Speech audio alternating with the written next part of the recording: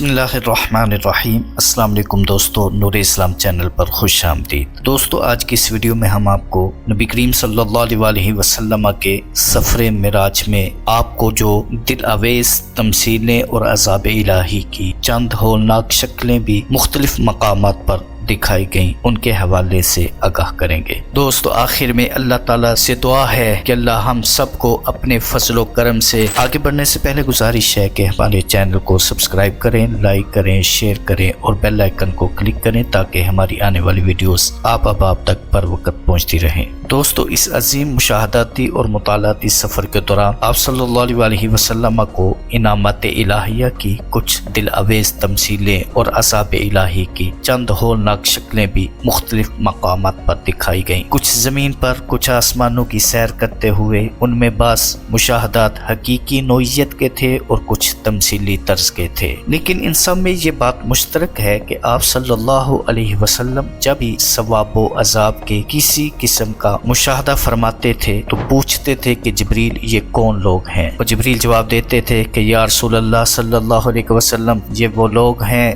جو زندگی میں فلاں اچھا یا برا کام کرتے رہے ہیں۔ چند تمثیلات ملاحظہ فرمائیے۔ ایک جگہ بیج بوئے جا رہے تھے، بونے کے ساتھ ہی کونپلیں پھوٹ آتی تھیں اور لمحوں میں فصل پک کر تیار ہو جاتی تھی، پھر اسی وقت کاٹ لی جاتی تھی۔ جبریل نے بتایا کہ یہ راہ خدا میں جدوجہد کرنے والوں کے انفاق فی سبیل اللہ کی تمثیل ہے، یعنی جس طرح ان کھیتوں میں کاٹنے سے کوئی کمی واقع نہیں ہوتی بلکہ پھر سے فصل پک کر تیار ہو جاتی ہے، اسی طرح راہ خدا میں خرچ کرنے والوں کا کچھ نقصان نہیں ہوتا، کیونکہ انہیں 700 گنا بلکہ اس سے بھی دوگنا ثواب مل جاتا ہے۔ اسی طرح کچھ مرد اور عورتیں دیکھیں کہ جن کے سامنے دسترخوان بچھا تھا اور اس پر نہایت ہی عمدہ قسم کا بھنا ہوا گوشت رکھا تھا، جبکہ دسترخوان کے آس پاس انتہائی بدبودار اور سڑا ہوا گوشت پڑا تھا۔ تعجب کی بات یہ تھی کہ وہ مرد اور عورتیں دسترخوان والا خوش ذائقہ، خوشبودار اور لذیذ گوشت نہیں کھا رہے تھے، اور ارد گرد بکھرے ہوئے بد ذائقہ، بدبودار اور بے مزہ گوشت کو بڑی رغبت سے نگل رہے تھے۔ جبریل نے کہا کہ یہ ایسے مرد ہیں جو اپنی حلال اور پاکیزہ بیویوں کو چھوڑ کر غیر عورتوں سے داد عیش دیا کرتے تھے، اور یہ ایسی عورتیں ہیں جو اپنے خاوندوں سے بے وفائی کر کے دوسروں کے پہلو گرم کیا کرتی تھیں۔ اسی طرح ایک آدمی نے لکڑیوں کا اتنا بڑا گٹھا جمع کر رکھا تھا کہ اس کو اٹھانا اس کے بس میں نہیں تھا، مگر ابھی وہ اور لکڑیاں اٹھا کر لا رہا تھا اور اس میں اضافہ کر رہا تھا۔ جناب جبریل نے بتایا کہ یہ اس شخص کی حالت ہے جس کے پاس لوگوں کی اتنی امانتیں جمع ہو گئی ہوں کہ وہ انہیں واپس کرنے کی طاقت نہ رکھتا ہو، مگر اس کے باوجود مزید امانتیں اکٹھی کرنے میں لگا ہو۔ دوستو اسی طرح ایک تنگ سوراخ سے توانا بیل کو نکلتے دیکھا۔ وہ بیل نکل تو آیا مگر انتہائی کوشش کے باوجود دوبارہ اس سوراخ سے نہ گزر سکا۔ جناب جبریل نے وضاحت پیش کی کہ یہ مثال ہے اس ناپسندیدہ اور دل آزار بات کی جو آدمی کے منہ سے نکل جاتی ہے، پھر آدمی پشیمان ہو جاتا ہے اور چاہتا ہے کہ میں کسی طرح اس بات کو لٹا لوں، مگر منہ سے نکلی ہوئی بات کہاں لٹائی جا سکتی ہے۔ عذاب الہی کے چند ہولناک انواع بھی ملاحظہ فرمائیے۔ کچھ لوگوں کے سر بھاری پتھروں سے کچلے جا رہے تھے، کچلے جانے کے ساتھ ہی وہ دوبارہ اصلی حالت میں آ جاتے اور پھر کچلے جاتے تھے۔ جبریل نے بتایا کہ یہ وہ لوگ ہیں جن کے سر فرض نماز کی ادائیگی کے لیے نہیں اٹھتے تھے اور بوجھل ہو جاتے تھے۔ دوستو کچھ لوگ جو پایوں کی طرح ہاتھوں اور پاؤں سے چل رہے تھے، ان کی شرمگاہوں پر آگے پیچھے چتھڑے لٹکے ہوئے تھے اور وہ جہنم کے کانٹے دار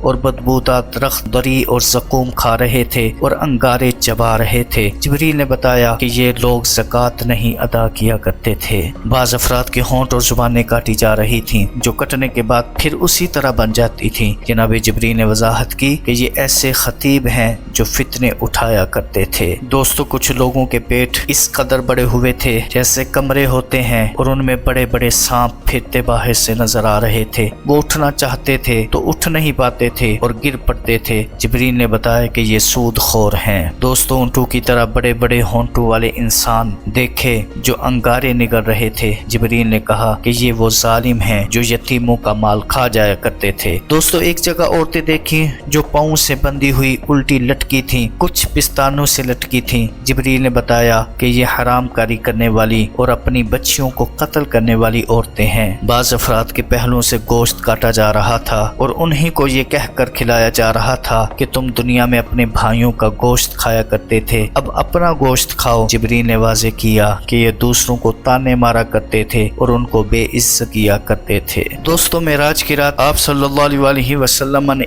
एक वादी से गुजरते हुए ठंडी हवा के ऐसे खुशबूदार झोंके महसूस किए जिनमें कस्तूरी जैसी खुशबू रची हुई थी और एक खुशगवार आवाज सुनी। जिब्रील ने कहा कि ये खुशबूदार हवाएं जन्नत की हैं, आवाज भी उसी की है। वो अल्लाह ताला से कह रही है, इलाही अब भेजिए ना मेरे अंदर उन नेकोकार लोगों को जिनके बारे में मेरे साथ वादा किया गया है, क्योंकि अब तो मेरे महल्लात, कीमती मलबूसात, खुश जायका मतऊमात और लजीज मशरूबात वगैरह बहुत बढ़ चुके हैं। अल्लाह ताला की जानिब से जवाब आता है, हाँ जरूर, अनकरीब हर वो शख्स तेरे अंदर दाखिल होगा, खा मर्द हो या औरत, जो मुझ पर और मेरे रसूलों पर ईमान रखता हो, मेरे साथ किसी को शरीक न ठहराता हो, नेक अमल करता हो और मुझसे डरता हो। जो शख्स मुझसे मांगे मैं उसको अता करता हूँ, जो मेरी राह में खर्च करे मैं उसको सिला देता हूँ और जो मुझ पर तवक्कुल करे मैं उसके लिए काफी हो जाता हूँ। मैं अल्लाह हूँ, वहदहू ला शरीक हूँ, मैं कभी अपने वादे की खिलाफ वर्जी नहीं करता। दोस्तों, इसी तरह एक और वादी से गुजरे तो बदबूदार हवा आई और एक नाखुशगवार आवाज सुनाई दी। जिब्रील ने कहा, ये जहन्नम की हवाएं हैं और आवाज भी उसी की है जो अपने रब से कह रहा है, इलाही जिन बदकार लोगों के बारे में मुझसे वादा किया गया है उन्हें अब मेरे अंदर भेजिए ना, क्योंकि मेरे अनवा व अक़साम के अजाब, मेरी गहराई और मेरी गर्मी बहुत ज्यादा हो चुकी है। अल्लाह ताला ने जवाब दिया, हाँ यकीनन जल्द ही तेरे अंदर हर उस शख्स को भेजा जाएगा, खा मर्द हो या औरत, जो मेरा इनकार करता हो, मेरे साथ शरीक ठहराता हो, लोगों पर जुल्म सितम करता हो और रोज़े जज़ा पर ईमान न रखता हो। जाने दो आलम सल्लल्लाहु अलैहि वसल्लम ने जन्नत के मनाज़र बयान करते हुए फरमाया, जन्नत की ज़मीन कस्तूरी से बनी हुई है और उसमें मोतियों के बने हुए बड़े बड़े मकान हैं, दरख्त मेवों से लदे हुए हैं, अनार इतने बड़े हैं जैसे कुएं से पानी निकालने वाले डोल हों और परिंदे इतने अजीमुल जुस्सा हैं जैसे कद आवर ऊंट हों। ये सुनकर सिद्दीक़ अकबर रज़ियल्लाहु ताला अन्हु ने अर्ज़ की, या रसूल अल्लाह सल्लल्लाहु अलैहि वसल्लम, वो परिंदे बहुत अच्छे लगते होंगे। हुजूर ने फरमाया, हाँ देखने में तो अच्छे लगते ही हैं, खाने में इससे भी ज्यादा अच्छे लगेंगे और मुझे उम्मीद है कि तुम उनका गोश्त जरूर खाओगे। फरमाया, मैंने एक नहर देखी जिसके दोनों किनारों पर ऐसे मकान थे जिन्हें मोतियों को अंदर से कुरेद कर तैयार किया गया था, यानी हर मकान एक ही मोती का बना हुआ था। इस नहर की मिट्टी मुश्क की तरह खुशबूदार थी और पानी इंतहाई लजीज। जिब्रील ने बताया कि ये नहर कौसर है। फरमाया, जन्नत की सैर के दौरान एक निहायत नो उम्र कनीज देखी। मैंने उससे पूछा, तुझे अल्लाह ताला ने किसके लिए मुख्तस किया है? उसने कहा, ज़ैद बिन हारिसा के लिए। दोस्तों, आखिर में अल्लाह ताला से दुआ है कि अल्लाह हम सबको अपने फजलो करम से हर किस्म के अजाब से महफूज फरमाए और जन्नतुल फिरदौस की आसाइश भरी जिंदगी नसीब फरमाए।